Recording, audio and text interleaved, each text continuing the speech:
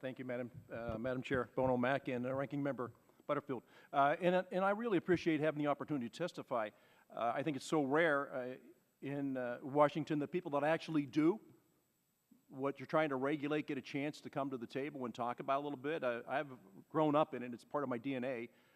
We started our business in 1953, employ about 110 people, and my view on H.R. 5859 is a little bit maybe different than some other folks in government, because dealers are actually the ones that have to provide this material, and they're under penalty of law to provide it, and there's great consequences financially if you don't. Now, when I talk about my experience, I'm talking about an automobile dealership where I actually sit on the floor. I talk to people all the time. We get somewhere between 800 and 900 people a month that come into our dealerships. About 10,000 people a year come into the dealership to talk about buying a new car.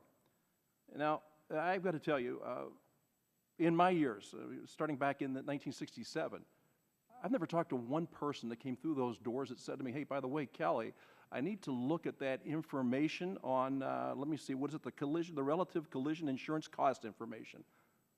Doesn't happen. Just doesn't happen. I made a call to the dealership when I was going to testify, and I asked our guys in the Thursday morning sales meeting, I said, do me a favor, ask our sales force if they've had this experience. Now, we have over 250 years of sales experience. Not one person in that room has ever talked to a prospective owner about this booklet. Never been asked about it, never been questioned about it. Now, people do want to know what it's going to cost to insure their car. And I'll tell you what, I got to tell you, the answer is with the insurance agents. This is an irrelevant piece of information.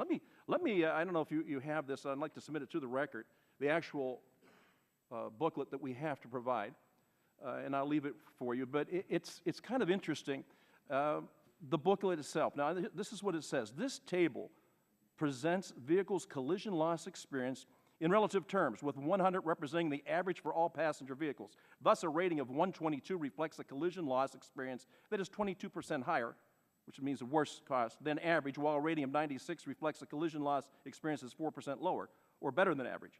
Now, it's unlikely that your total premium will vary more than 10% depending on the collision loss experience of a particular vehicle. And it goes on to say, to obtain complete information about insurance premiums, what you need to do is contact your insurance company. Now, we were wondering about this, so the staff called NHTSA's hotline last night. And I'd like you all to mark this number down. It's 888-327-4236. Now, the representative that answered the phone has absolutely no idea about this booklet and told our staff to call your insurance agent. Now, I got to tell you, there's not a lot of things that the current administration and I agree on, but the Obama administration seems to agree with this that this provision is without merit. And their explanatory document accompanying their draft highway bill that was presented to the House Energy and Commerce Committee as technical assistance, it states that the data in the booklet is rarely used and not useful. The administration document also stated that a prospective buyer does not need a brochure from the federal government to obtain this information, since insurance agents are trained to provide advice on how model selection affects insurance premiums. And I completely agree with the administration on this. Now, the other side of the coin,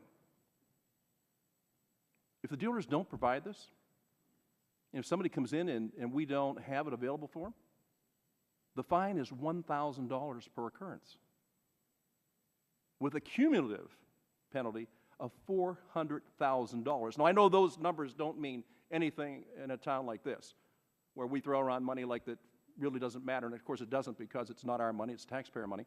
But this is a tremendous disservice to taxpayers, and it's an unnecessary burden on businesses.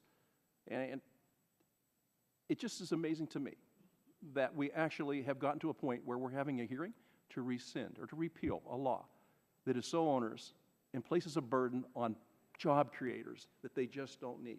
Now, there are some people that say, well, you know what, the problem isn't that the material is useless. The problem is that we haven't told enough people about it. Well, we've cranked out more useless pieces of paper in this town than anybody could possibly imagine. I appreciate what you're doing, Mr. Harper and Mr. Owen. This does release a burden on dealers to provide a piece of information that nobody's ever asked for, nobody needs, nobody was going to find a use with. It does fall on the part of the consumer. They call their insurance agent to find out what it's going to cost to insure a car. They would hardly look at this piece of material and come up with any idea.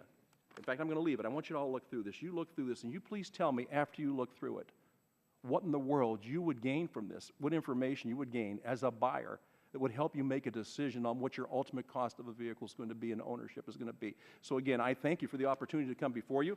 I also only been here for a year and a half. I spent all my life on the floor of a dealership, so I do know a little bit of what I'm talking about, and I think that it's time to start listening to people that actually have to abide by these rules to find out what possible use this has for the American taxpayer or the American consumer. Thanks very much, and I appreciate the opportunity to testify.